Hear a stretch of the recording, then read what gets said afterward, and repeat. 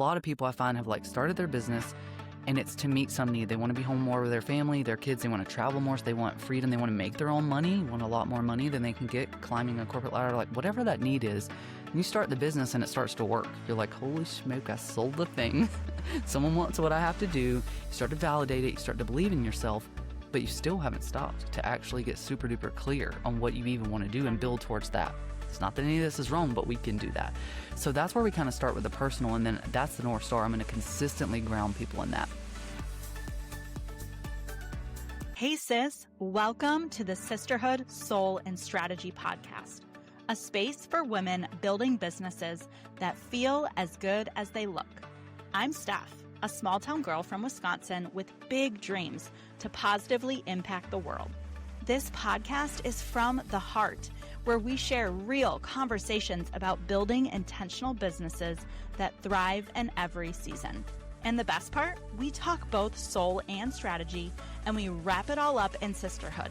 Because let's be real, business is more fun in community. So no matter your age or stage of small business ownership, you stumbled upon this podcast for a reason. Now, let's get to the good stuff. Welcome back to the podcast. I am so excited to finally bring you my guest today. That is my fellow SLR, but it's Stephanie Lee Rubio. And Steph and I have just built such a fun friendship on the gram over the past year or so. And she just has such a unique story. She's relatable. She's funny. She has a strategy brain. And I'm just so excited for this conversation. So welcome to the podcast. Thank you so much, fellow Steph, other Steph, as we frequently call each other now, for having me. I know the times that we've already brushed shoulders, like we were fortunate enough to do that physically this year, like in person, but virtually, like we have nothing but fun in our conversations. So I can't wait. Yeah, well, let's dive in. I go deep right away, and I know you're expecting that. So, like I said, you have such an inspiring story. I want you to take us to your literal rock bottom moment and what that sparked in you to get to where you are today. Oh man, is this like rock bottom business or rock bottom life? Because those are two different Could be things. both. You know, the interesting thing is, like, knock on all the wood, I don't feel like I've had a rock bottom in business per se, like a rock bottom or really a pivotal, like, unacceptable moment in my life, like mindset wise, is how I ventured into business, and like no going back for me. And business itself and entrepreneurship is hard at times, right? Yeah. We're in a build phase and a ramp phase. Like we were just talking before you hit record on like all the things we're doing, and there's so many first, and there's so much more work to that. And so like it's not without challenges, but rock bottom, like if I think rock bottom, I think life. And there's still a lot of that in my story, and like why I'm here and why I call it like my stake in the ground, like not going anywhere. And I lead so passionately and boldly now. And I'll tell people frequently, this was not always this way. In fact, this version is very new in the grand scheme of like 36 years. You know, we're like 3 to 4 years into me moving as like boldly and confidently in my power. Now, and owning not only like my own expertise and my sparks, but it came from like my rock bottom moment really is life.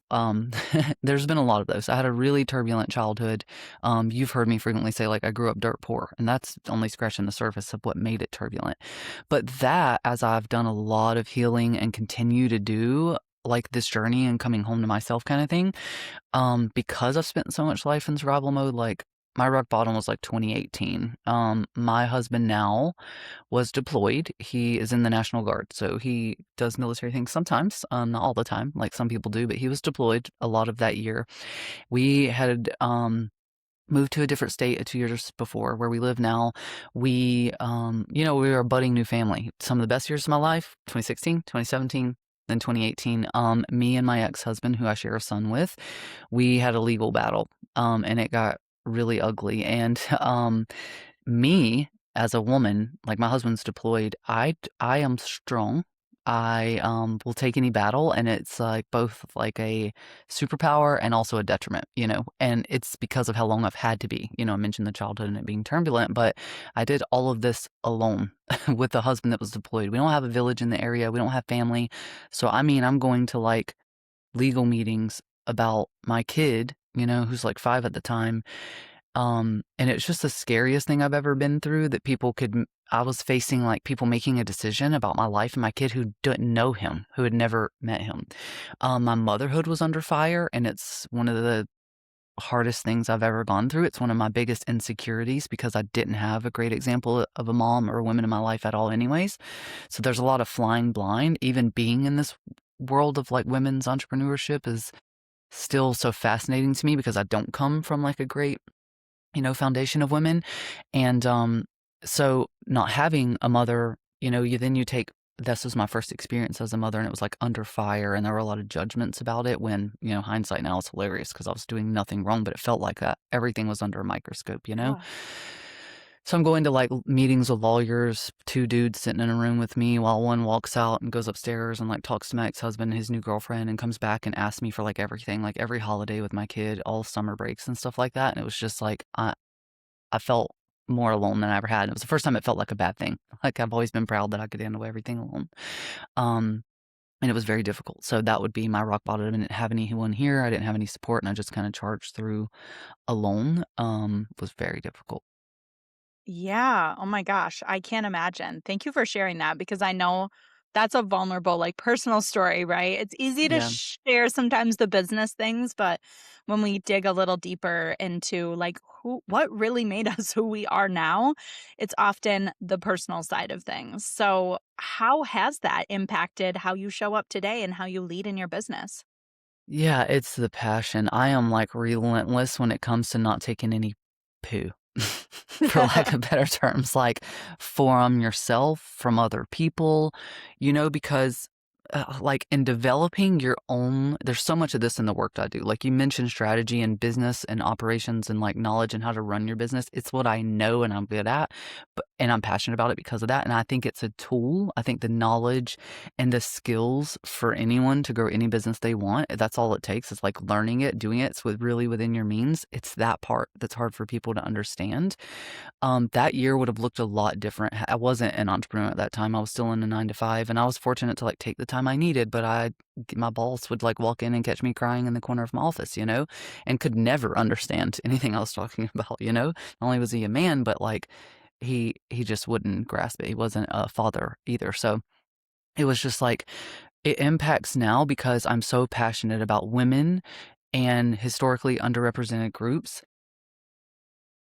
finding the path and paving the path to where they wanna go, whatever that looks like in any way, shape, or form, and I stand on that, and I wasn't the same then. I wasn't confident. I wasn't even sure of myself as a mother, or that wouldn't affected me on such a deep level. It would have been a lot more flippant, like, "This is a joke," because that's what it feels like now, but it didn't in the moment, and so there's a lot of, like, separate fact from feeling that I do now, and I bring that to business. Like, we're feeling that, "Yeah, that didn't work the way we wanted. That sucked. Didn't make the money I wanted," or, "This feels that way." It's a feeling to start with, and then you can, like, separate it and look at the actual fact and operate from that. So it's not saying like don't become an unfeeling robot, but there is a lot of stay true to yourself consistently. And when things start to really, really suck, I think it's an internal component there or that something can be done about it, but you have to stop.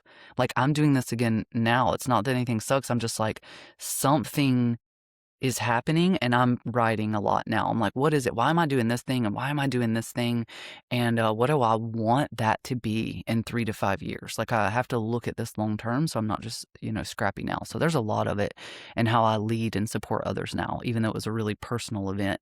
And the life first component. Like, I think I was approaching answering this as if that goes without saying, but it doesn't. Like, my kids and my family are my number one priority.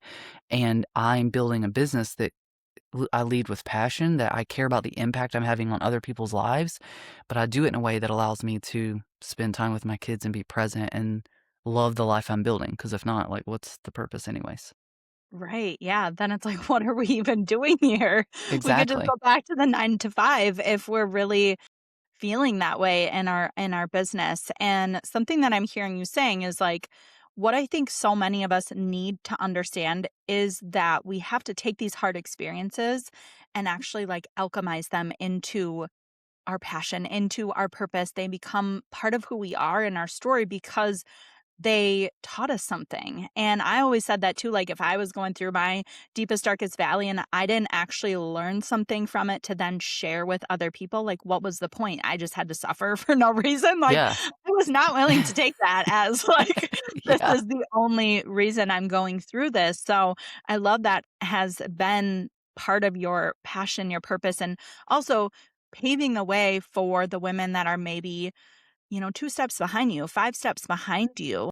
Even a couple years ago, like you said, maybe they're in the shoes of where you were a few years ago. You're now able to show them what is possible by continuing to move forward, by building out the business and the systems and the sustainability, and not just so you get to enjoy that freedom with your family, but so that they get to as well. Because Exactly. again, that's like what it's about at the end of the day. It's not just about having a business to make more money. I think, yes, we all have to make money, but most of us aren't running our business just to make money. We're doing it because there's a deeper why, there's a deeper passion. And I'm curious too, like, what is maybe the system or the signature framework that you take your clients through that allows them to experience the kind of freedom that you have? Yeah, it really is this blend, Stephanie, of the personal and the business. And so I always start with when I work with people and we're really going deep, the full shebang is starting with what I call your terrifying vision. And that is because women like me, women in general, typically, we haven't stopped. We're doing what I kind of just shed light on is we're working for some need. That 9 to 5 I had when like I was years in before I realized I was miserable and finally started my business. Exercise I have done and help other people do and just built a bot out of it. So I don't have to like help you and guide you. It will do it for you. But it's starting with that and it's removing all limitations or worrying about how. Because if you ask me how I'm going to build a rocket that I'll then sell to someone for like $5 million, I have no idea. But if I want to do that and I start with that and that's actually what I want to do, then from there, it's like, well, what do I need to do? I got to learn all about building rockets. I got to talk to people that can help me. They can connect me. I can tell Stephanie on the podcast and then other people can hear it and they'll connect me to people, whatever. Like that's an extreme example, but it can be extreme. And the real issue like I have is I don't want to help someone grow a business for 6 months or a year. I can for them to just be like, I didn't really want to do that. Like it actually this whole time. So like, let's start with that. It's not that pivots are a bad thing, but we can start with, I just find that typically we haven't done that because we're trying to meet a need. We start our businesses because we want to be, I've seen this myself. I wanted to be out from under a miserable job. But I was so grateful for so long just to be home every night and weekend with my kids. Again, a family woman that wasn't something I had, that I settled for crap, basically, in that job.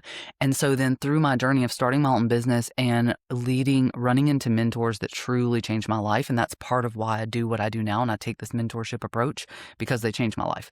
They didn't give me a ton of tools or knowledge that I didn't have. They actually helped me realize that I already had them. And then I started to give myself permission, like, okay, I've done it. I started to believe in myself. Okay, I can use this knowledge myself. I can do nearly anything I want to when it comes to business. Now it becomes what do I want to do? What do I really want to do? So a lot of people I find have like started their business and it's to meet some need. They want to be home more with their family, their kids. They want to travel more. So they want freedom. They want to make their own money, want a lot more money than they can get climbing a corporate ladder, like whatever that need is. And you start the business and it starts to work. You're like, holy smoke, I sold the thing. Someone wants what I have to do. You start to validate it. You start to believe in yourself, but you still haven't stopped to actually get super duper clear on what you even want to do and build towards that. It's not that any of this is wrong, but we can do that. So that's where we kind of start with the personal, and then that's the North Star. I'm going to consistently ground people in that.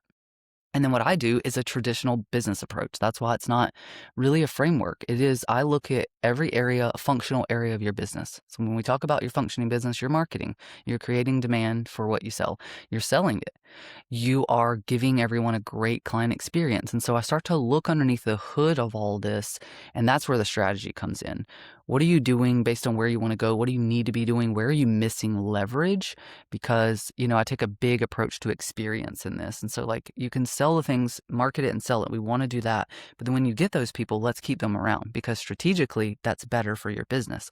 And so I take this big educational approach, this personal approach, and then this just straight strategy and here's tactics. But I like to teach people Because again, I think like knowledge is power is what it comes back to for me. And we're talking groups of people that knowledge was always hid in boardrooms. Proximity wasn't an option. Privilege wasn't an option for those people, and knowledge was withheld. And I think that knowledge gives people option and choices. That 2018 Stephanie, things would have looked a lot differently most of my life had I had the knowledge, the confidence, the power, the belief in myself. And we have to blend it all. If I come in and I just start attacking your business, and some people I do that with, the interpersonal stuff pops up anyway. The places you struggle, the places you're hiding, the places you're avoiding. And so I have to attack both. Quit saying attack because I don't attack anybody. But with love, we get in there and we get really real, sometimes for the first time ever. Yeah, I love it. And I worked with you at the beginning or end of last year, I guess, to really build out my, what did you call it? Terrifying vision. Yeah. My terrifying vision of expanding chapters. And I remember like going through the spreadsheet that you sent us after kind of like our VIP power day and thinking like, okay, this is a lot. Like I don't know how we're going to do this or Yeah. what this is going to look like. But we actually just pulled it back up like 2 weeks ago when Holly and I had a meeting and we were like scrolling through, we're like, yep, did that, did that, did that, did Yeah. that. Like, this is in the works. This is in the works. Like, Yeah. we're actually way closer to those goals than we even realized just by chipping away at it and dividing up the workload and, really trying to put each other in our area of genius and then figure out like where are the gaps? What else do we need?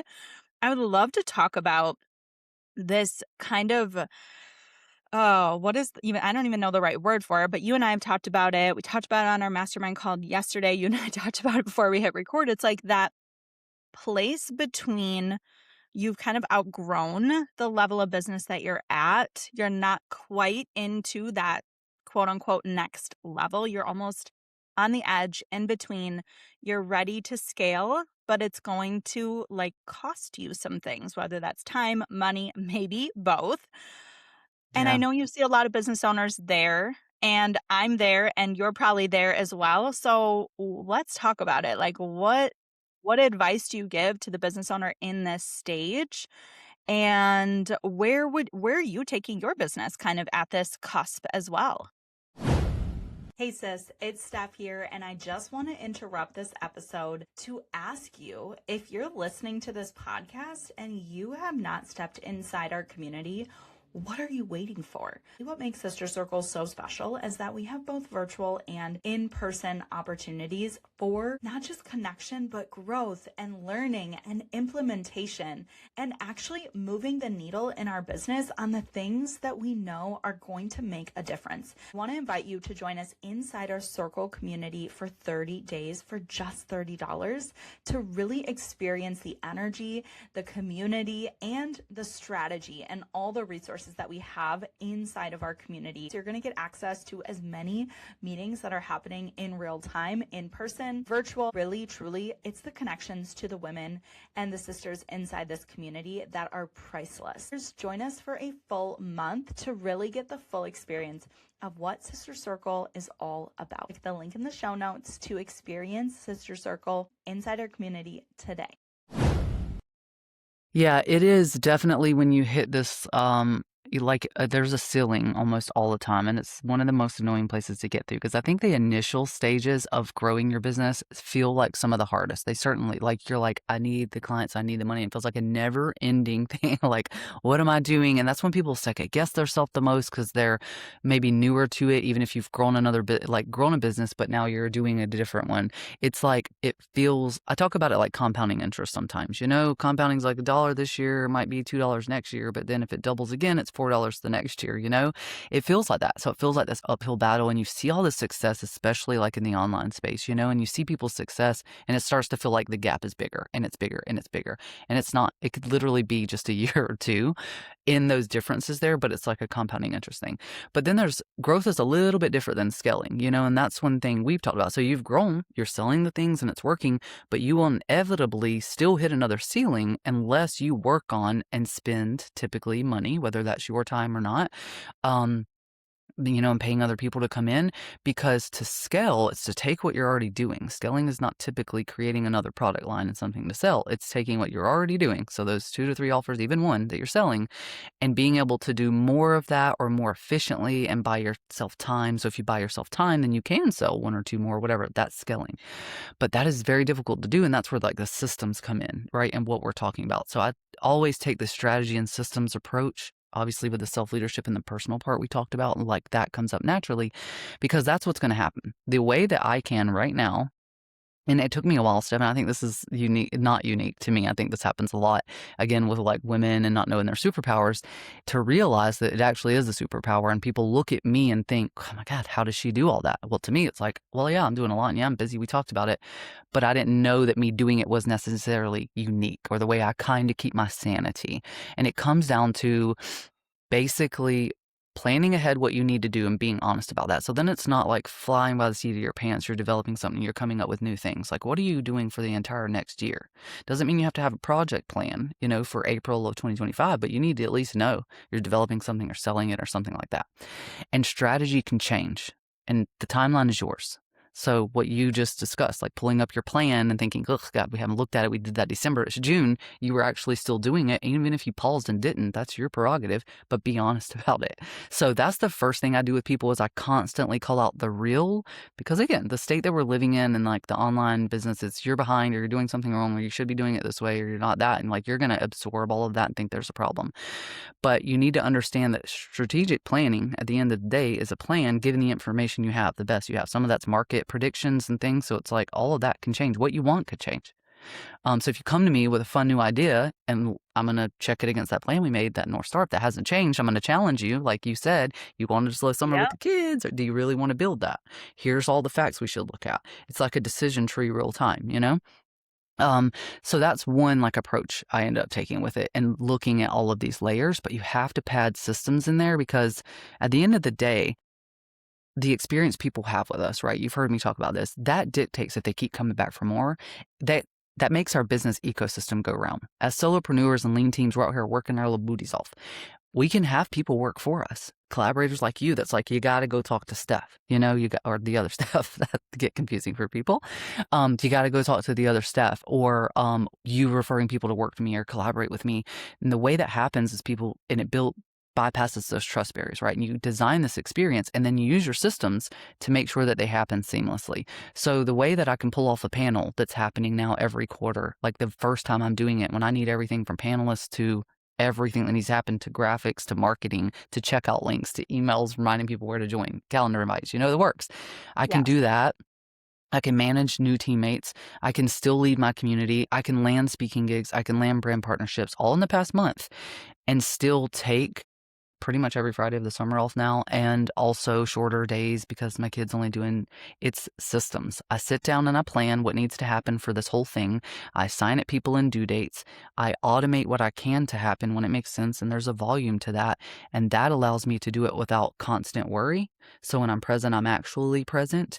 It also allows me to be realistic, because if I put all that in there and I look at the next 3 months and I'm like, okay, you were making that up a little bit, a bit of overachieving there, or this is realistic. You get to a point where you have to use the systems to enable it to happen. Take it all out of my context. I work with creatives right now who are rapidly growing, like landing what they were dreaming of just a few months ago and weren't even sure it was going to happen, right? Nailing 30K months. And now we are talking about they have to stop taking new clients. What a blessing to be in, but they actually cannot carry it without now working on their systems. Because growth and selling, yes, that's important to validate the idea, to validate the business, to make it sustainable, to make money to pay your bills sometimes, to make money to do whatever you need. But you will hit a ceiling where you cannot serve more people until you operationalize what's happening, that onboarding workflow, and they need to sign a contract agreement, pay you and send you headshots and whatever the entire workflow is to then pull off what you've agreed on. You have to now make that as seamless as possible, make sure you're not compromising the experience, and automate and systematize where you can, because then it happens without you. And now you've saved your energy. You're not worried about who's doing what when. You protected the experience they have, so they're still obsessed with working with you, and it's achievable for you. Now you have that time back to add another client or two, or add a teammate. And and let them handle some pieces. Now you continue to grow. You have to really focus on what you need to be doing at that level as a CEO. Mhm. It's hard to transition into because of many reasons. You want to hold it tight. You don't know how to outsource. You don't know how to manage the team. Managing the team also adds time. So it's really complex. It's not that you can just hire someone and boom, that's off your plate. Now you've added time managing a team. So we're always working Exactly. from of what's real and what's going to be the time, energy, and money. And when you get to that, there's a little mindset too, because it's almost like starting again. You can't invest. You're scared to invest, or you're holding on to it. Well, you had the growth, but like, are you going to give that away now? You finally got the money you needed, and it's looking at it less about giving away and looking at it truly as an investment and the ROI on that. If I'm going to invest 10K in someone to come in here for 3 months and hook up my entire back end so I don't have to worry about anything happening. But that's going to enable me to now make 40K months. That's a positive ROI. We're good. Yes. Okay. So many things. And yes, I'm like dissecting this down. So often I see entrepreneurs flying by the seat of their pants, wanting the 30K months or whatever that is, but they have literally no systems to support that type of growth consistently month after month, right? Like their systems will break, their time is capped, and then they can't even deliver, like you were saying, the experience and the way that they would like to, because now they're at capacity. So I am, and I'm just someone that like I've built my businesses on burnout in the past. So I refuse to do that again. I'm also in a season where I have a young child and I would like to grow my family. So I am only willing to do this in a way that is sustainable. And so I'm trying to proactively do all of these things on the front end, which, yes, cost me money, cost me time investment in training team and onboarding people. And that those two are our largest like assets, right? Time and Yep. money. Yep. So it's really scary. It's really hard. But like you said, that's where I'm like every day I have written down, be heard now. In order to grow 5 chapters and be that team leader, I have to invest in that version of myself right now, even when it feels like, well, I don't have the revenue for that yet, or, I don't know what's possible. But look at what I've already been able to build out this year just based on that plan that we created going into the year. So I just like really encourage anyone listening to this, take the proactive approach, because hitting the 30K month and not being able to sustain it or carry out the experience well is not going to lead to another 30K month consistently over time. And it's actually going to burn you out.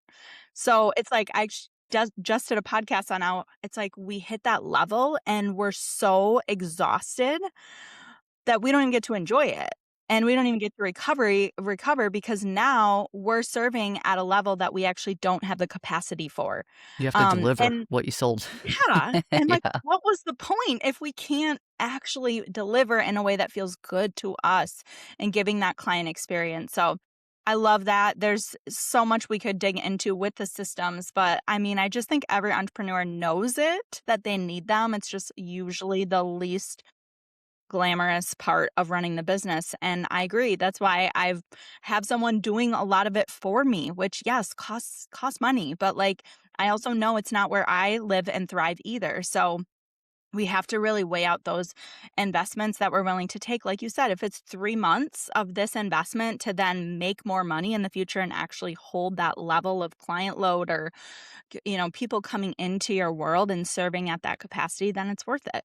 But we have to like weigh every decision out. And that's why like being in a community or a mastermind or something is so helpful to be able to like talk those decisions through.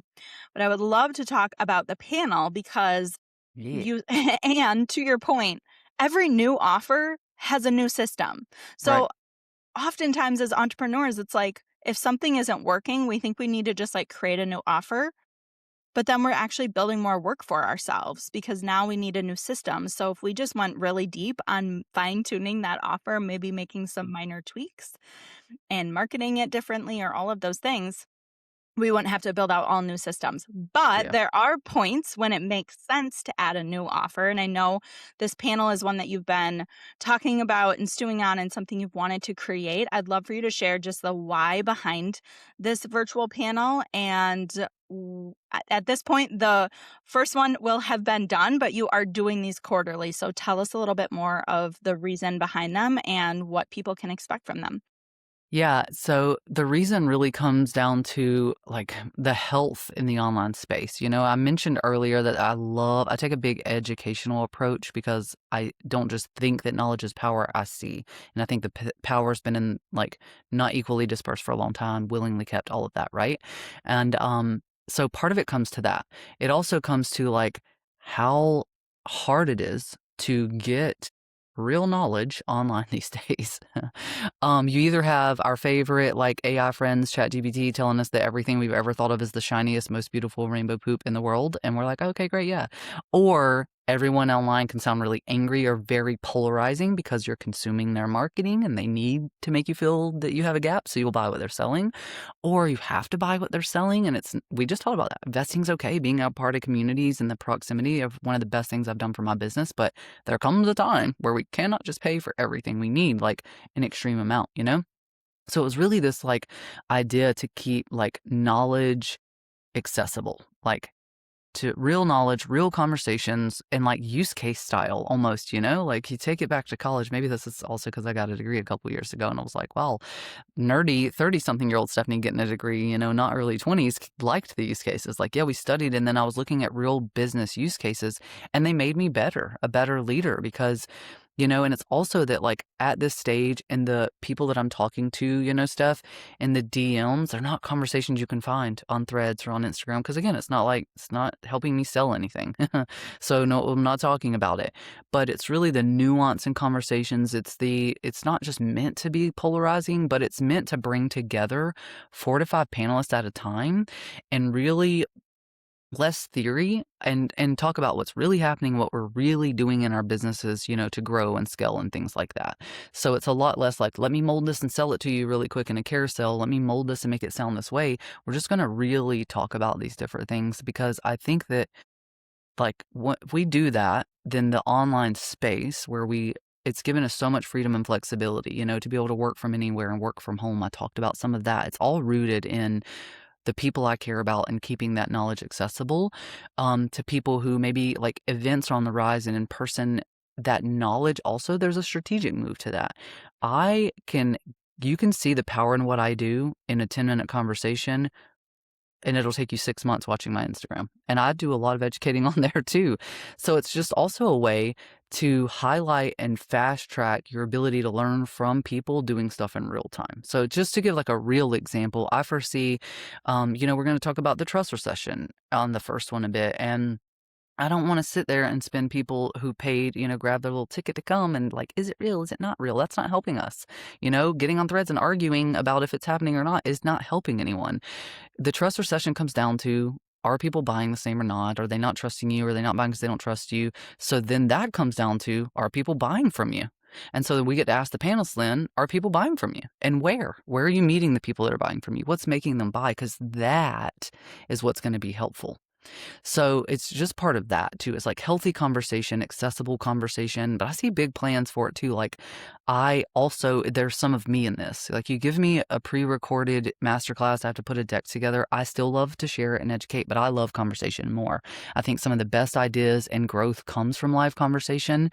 I do think that AI has made it harder for people to trust other people. And so if you rip all that out and you put 5 people together to talk for 2 hours, you don't get anything curated. They don't even know my questions. They just know the topics. So they're being vulnerable too. And you're getting to see real people willing to have real conversations or say, I don't know. I'm going to pass this to the other panelists, or that doesn't apply to me, or I don't actually agree with what Stephanie said, but more power to her. Here's what I think. And that be okay. That's the point. It's real healthy Yeah. conversation. And if we keep the online space healthy and people stay in business. And if people stay in business, then we still have business, Yes, absolutely. And I know part of it too is like just the season of life that you're in, I'm in, other people are in, that like we see people being able to fly and travel to all kinds of events. And I'm like, I actually just had to say no to another event yesterday and it about killed me.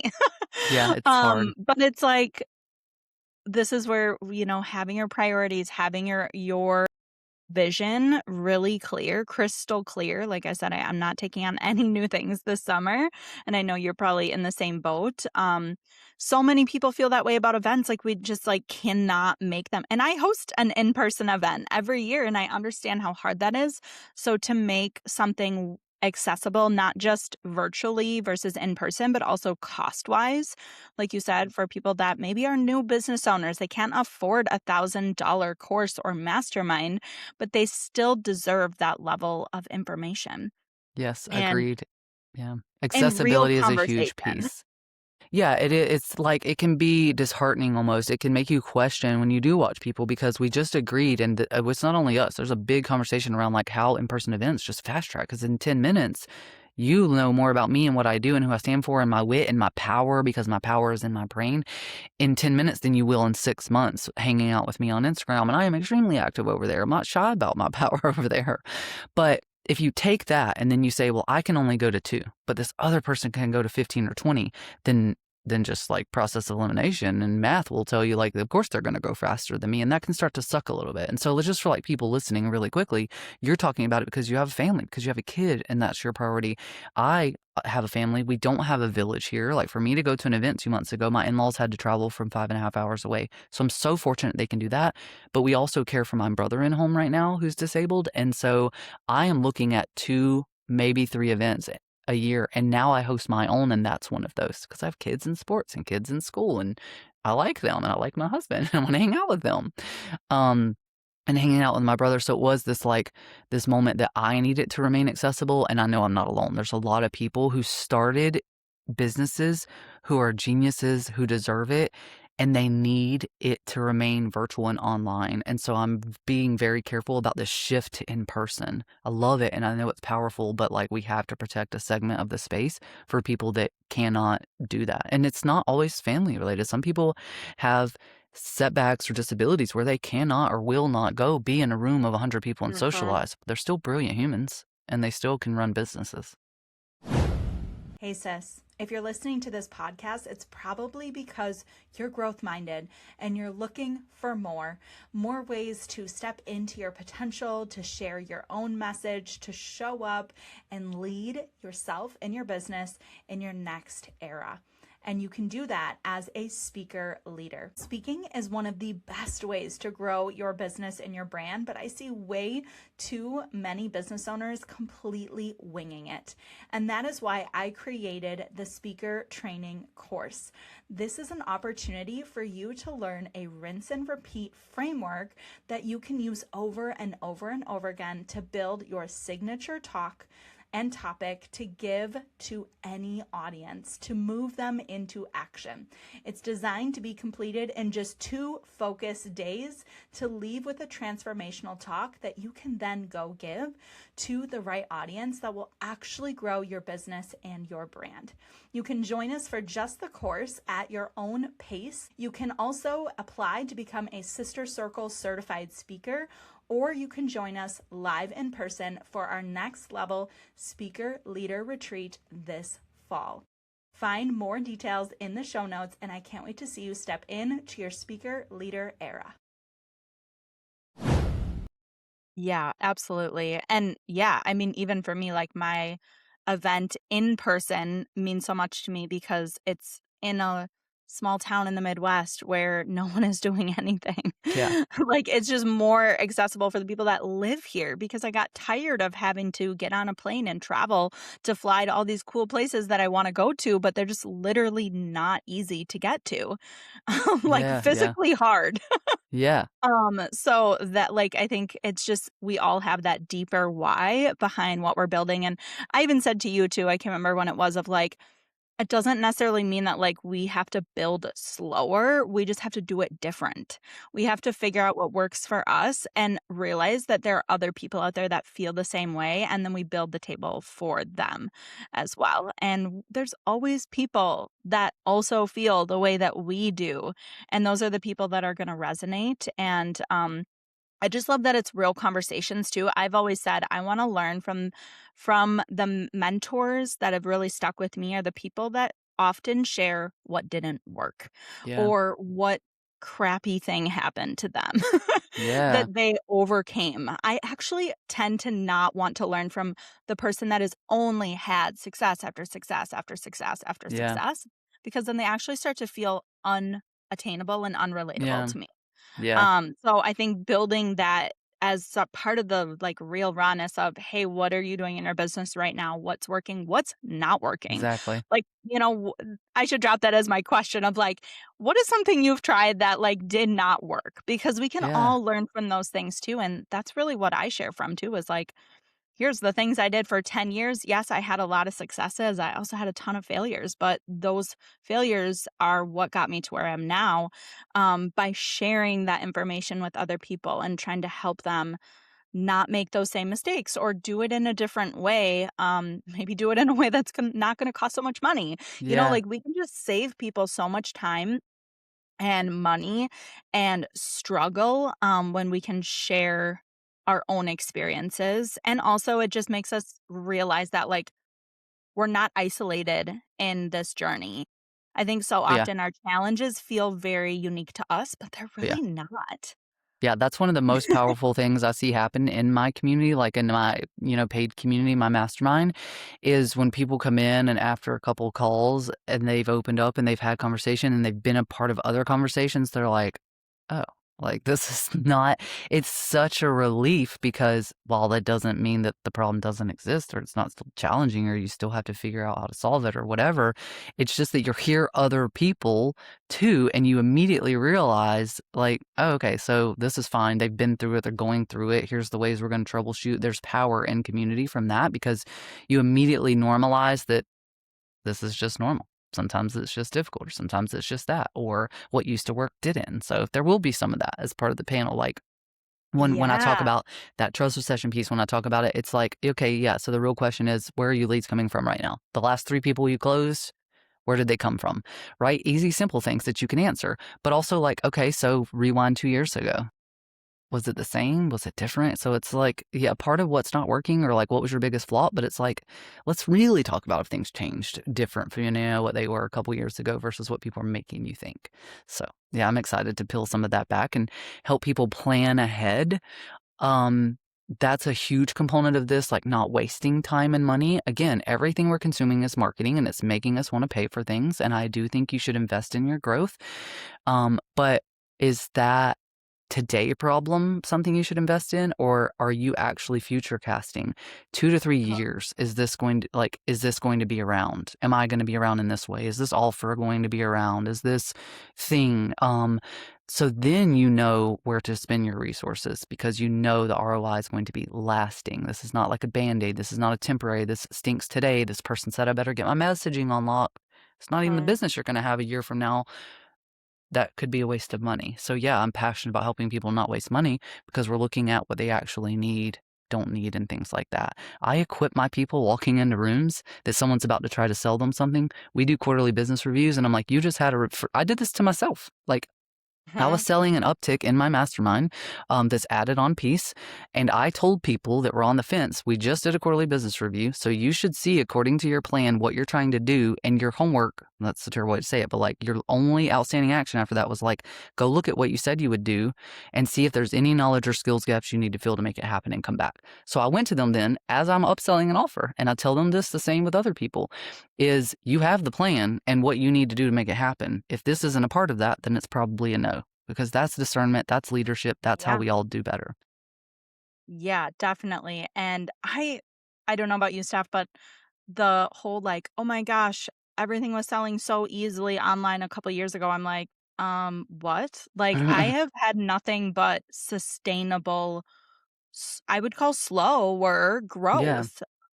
Even over the past few years, as I pivoted from doing my fitness and yoga studio into Sister Circle, yeah, there was some initial kind of growth right away because it was something new in my area. But I have just never been that entrepreneur that's like, I just had an overnight win or like, no, it's just like Yeah. not that common. It No. really isn't. That's why we need to normalize that, like, it's a long game. And I think there's too many people coming into entrepreneurship that's all they see is some of that social content of like, grew and scaled to millions in 1 year or 6 months, or um, it's just, like, not fully transparent, right? Like, No. okay, what happened on the back end? Did you actually Mhm. serve everyone well? Did you Right. hire someone? What was What your was your profit profitability? margin? Exactly, yeah. Like, Yeah. what did you actually spend to get to that? Also, do you take care of yourself? Because that's a big thing for me. Like, I spend a lot of time and money on my health because I value that, and Yeah. I'm not looking to build $1 million business that, like, my health just goes to crap, you Right. know? So Yeah. it's like it's those nuances, right, that I think people are tired of because people make it look so easy. You should just be able to scale to millions if you do XYZ. When we know, as people that have been building slowly but like growing year after year in the online or in person space, it that's just like not normal. Like most businesses grow, I think it's like, what is it, 10 to 25% year over year is normal Yeah. business growth. Yeah, Not 30% is a not stretch. 100%. Yeah, no. Like, Yeah. so just normalizing that and having conversations around that and showing that that makes people feel less alone and less like they're a failure. You know, I've been at this for almost 14, 15 years, and that has never been my experience. So I Yep. am like, it's the long game. We have to get people to understand that. And that's why it's like you have to have fun. You have to enjoy what you're building and what you're doing, or what is the point? Exactly, exactly, and you have to answer that. I don't know what Mhm. makes you happy. Can have an idea, we're similar in ways, like, that's where community comes from, and like calls to like, and your people will find you.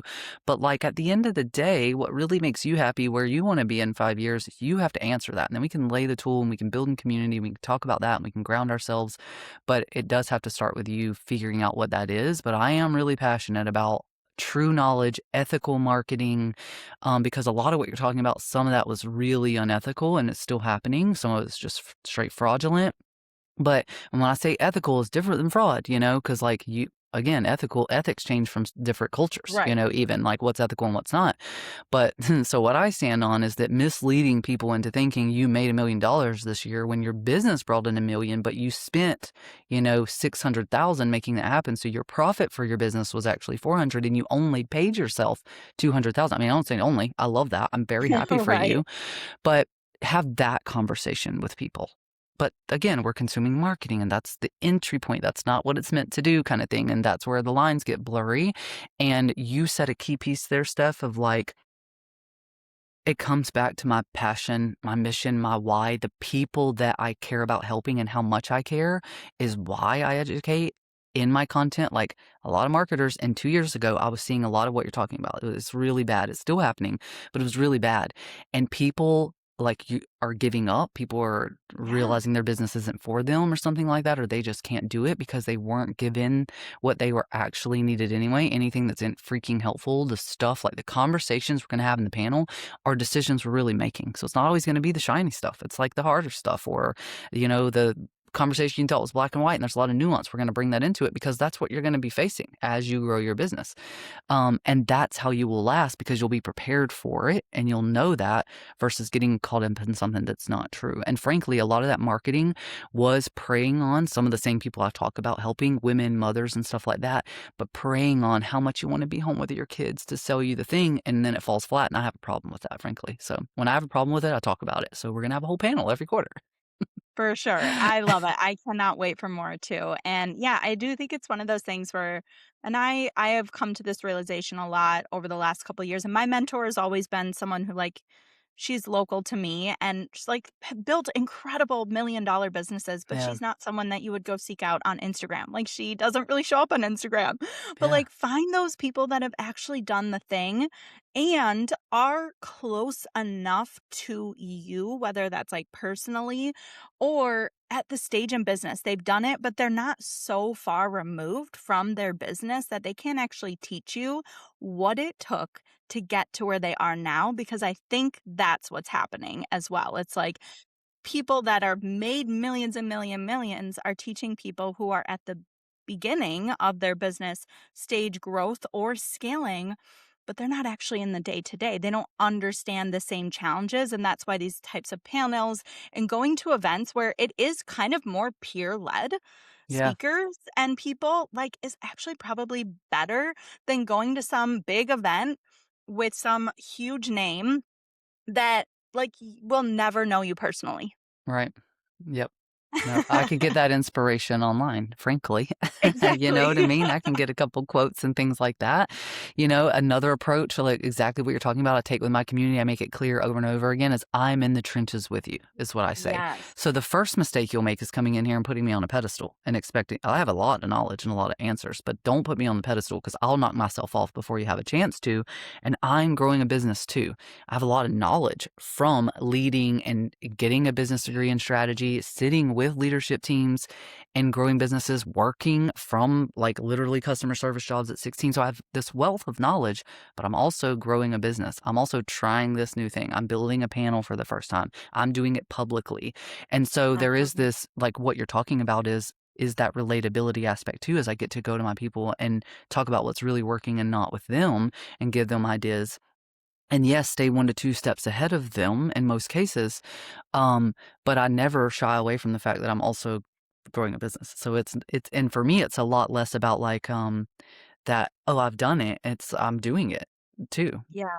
In real time. Yeah, Yeah, exactly. and I will take you along the journey and show you what has worked and where I still have struggles and gaps and then you nailed it too because that's something I always throw back to my clients when they come with a challenge or a struggle. It's like, well, what do you think? Yeah. Because I think most of the time you already Oh, know. yeah. You're just looking for validation from me or you or, like you kind of already know what you want to do. You just need that maybe push, that nudge, that strategy or a little piece that we can pull out of you Yeah. as a coach. But at the end of the day, like we're not the gurus. Like you are your own guru. Yeah. You just might need a little bit of extra accountability or support, which we could keep talking I know. for hours, Steph. I know. But I want you to leave us with a little bit of peeling back the curtain. Who is Steph Rubio beyond the titles, beyond what you do for work? Leave us with some fun things that we maybe wouldn't know about you, and why we should follow and connect with you on it on the social platform because I do think you have a really fun energy. You show up really authentic. Thank you. I think that's one of the keys is that like for all this, and I'm finding that balance myself. It's like for all this knowledge I bring, and that knowledge is very serious, running a business, leading a business, all of that. I am such a silly comedic person. So almost everything I'm talking about, it's the most serious subject. Like you're going to get some humor in there and you're going to laugh and you're going to get a side story or a backstory or something like that. So that's a reason to follow me and hang out because I'm just a woman at the end of the day. I've been through hell and back. I talk about that. And so I always take this grounded, real person approach. But like, I'm also just a woman who I mentioned earlier in this chat that like I value family. I just wanna be outside. I love to read books, so if you watch a video at all of this recording, there's books all around me, and it's like escapism for me. It's, is One Piece, and they're fantasy books, not even like self-help or self-healing. I'll go to sleep. Give me a world of like dragons and powerful female characters, and that's a big part of it. I read about some of the most powerful female characters, and there's like political distress and all of this stuff, but they're in fantasy worlds, so it's fun, and there's dragons. And it's like this escapism. It's fun for me. I read about complex characters and storylines, and it just like normalizes complex stuff a little bit. So really on any day you can catch me reading or drinking coffee or being outside, doing something outside, either at the beach or, I'm in Florida, so there's not a lot of hiking, but we might walk. I love to be outside. And I'm on like my own self-healing journey, which I've barely started talking about, but just this consistent like have the realization that it really is only one life, at least this one is, you know? And so I want to live it. I want to love myself while I'm living it. I want to enjoy what's around me. And so I'm really looking for continuous ways to do that. Thank you so much. I've loved this conversation. I'm so excited for the listeners to get to know you. You'll also be speaking inside of our Sister Circle community this fall on your stakeholder experience, which we didn't even get to dive into today, but that's okay. This is a fun way to get to know you more. So, where can we follow you, Steph? Yeah, Instagram is my favorite place to hang out. I mean, you can find me on Threads and LinkedIn, but you'll find me and stories, all the silly things happening in life, lots of business advice on Instagram at virtually_Steph Rubio is the best place to hang. Thank you so much for having me too. I know we chatted a lot and we could do probably 3 more of these and it still not be enough. So I appreciate the kickstart at least. We'll need like a stuck series or something, Seriously. Yeah. SLR series. I love it. Well, go follow Steph, learn more about her panels, her mastermind, all the fun things that she's doing. And thanks so much for being on the show. Hey, sis, if this episode spoke to you, make sure you're subscribed so you don't miss our weekly conversations that drop every Monday. And would you share this with a fellow sister that needs to hear this message too? If you're craving sisterhood, soul, and strategy in action, I'd love for you to step inside our Sister Circle community, where we gather, grow, and build intentional businesses together in real life and real time. I promise business is more fun in sisterhood. Until next time, keep leading with soul, honoring your season, and don't forget, I'm always cheering for you.